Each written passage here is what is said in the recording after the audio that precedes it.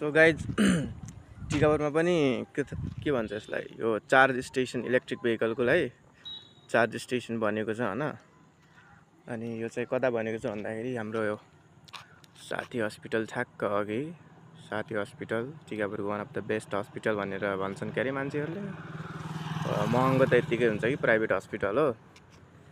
अनि यो चाहिँ हाम्रो बजाज सोरुम, यहाँदेखि बाइक उठाउन सक्नुहुन्छ तपाईहरु, किनकि यो मेरो सोरुम हो।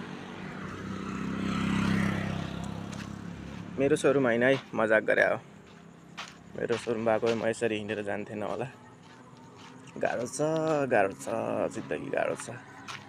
यस्तो अटो नि हुन्छ टिकापुरमा, कतै देख्नु भएको छ यस्तो अटो? वाउ।